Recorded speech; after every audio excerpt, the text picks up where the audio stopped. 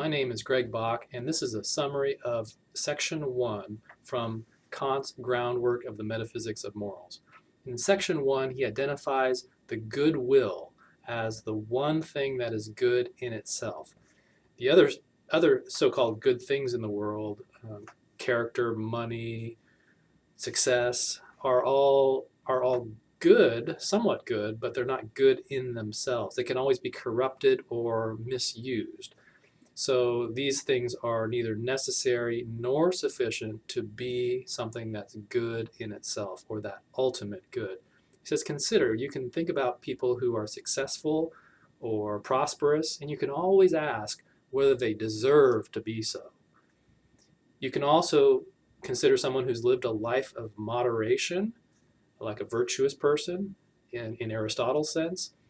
But you can ask whether that life of moderation has been put to good ends or good purposes, or has it just been used like a villain, he says, as a criminal to bring more misery into the world. He says that somebody who has a good will, their life may be happy, but it may not be happy. And even if it's not happy, if they live an unhappy life, their goodwill will, quote, shine like a jewel. We will all recognize that that person is a good person, even though their life is otherwise unlucky. It says, in fact, if happiness is our goal, then we should leave reason out of it altogether. It has to be about instinct, not about reason. But he doesn't think that's the case. He says the purpose of reason is, quote, it must be to produce a will not merely good as a means to something else, but good in itself, a goal for which reason was absolutely necessary. That's from section 396. So at this point, he starts to talk about duty. And for Kant, he thinks that duty is something that's common sense. It's a common sense idea, and he wants to make the connection between our common sense ideas and philosophy here. He defines duty later on in section 400 as the necessity of acting from respect for the law. And he has several different types of actions that he describes. This is now section 397. He says you can act from duty, which is to do something because it's the right thing to do. You can act in conformity with duty, and that's to do something that someone who's acting from duty would do, but in your case, you're not necessarily doing it for the sake of duty. Also, you can act out of inclination, and that is when you do what you want to do, or you have pleasure from doing it, or because you love someone. That's all inclination. Next, you can act out of self-interest, and that's when you do something for the sake of yourself. So he considers some common sense cases. Consider the self-serving shopkeeper. Shopkeepers shouldn't overcharge their customers, and they generally don't. But it's not, we wouldn't say, and he's kind of cynical about shopkeepers, he wouldn't say that the shopkeepers do it for the sake of the moral law because it's the right thing to do, or it's not, they shouldn't do it because it's the wrong thing to do. He thinks that a shopkeeper does it because it's out of their own advantage not to do it. It's good business not to overcharge their customers. He considers another case of someone who is having a miserable life and would like to commit suicide but doesn't because he knows it's the wrong thing to do, and so he's acting from duty. That's section 398. He also considers the grieving philanthropist, and this is somebody who is generally generous with other people.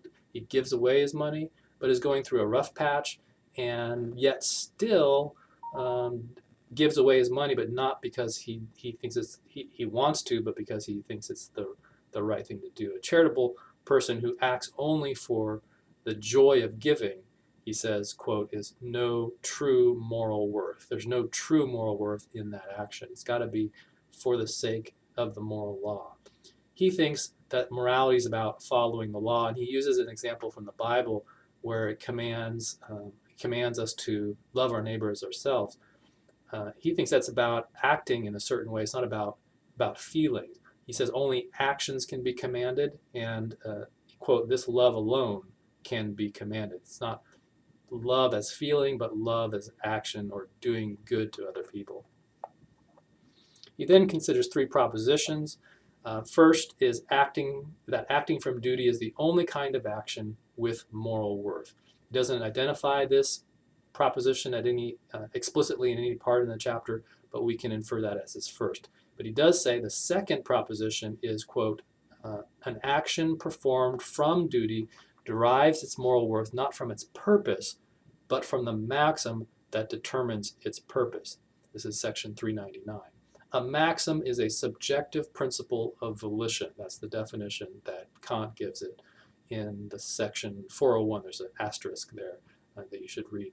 He defines the maxim as a subjective principle of volition. And finally, the third proposition is that duty is the necessity of acting from respect for the law. That's in section 400.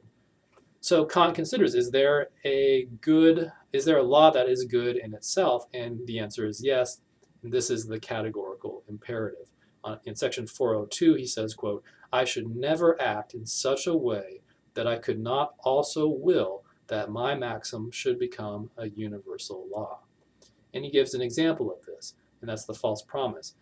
He asks whether we should make false promises, and if you apply this formula, this imperative to the case, then you would see that clearly you should not. I mean, you can. It might be even prudent for you in some cases to make false promises, but if you were to will the principle, this subjective principle of volition, to become a universal law for everyone, you would quickly realize that it would become impossible to carry out for yourself. He says in 403, such a law, this law that you're generalizing from your maxim, such a law would mean the end of promises, since it would be futile to declare how I intend to behave toward those who would not believe this pretense, or if they hastily did so, would pay me back in kind. Hence my maxim, as soon as it became a universal law, would necessarily destroy itself. What does it mean to necessarily destroy itself? Well, there might be some confusion about this. The famous Kant scholar Christine Korsgaard says that Kant is describing a logical or a practical impossibility. So on the one hand, promise keeping would become impossible because it would just become impossible to carry it out. It would become meaningless in a situation where that law was in place. Or second, it would be impossible because no one would trust anyone anymore. It would be impossible to practically carry it out because trust would be gone. Okay, I hope that's helpful.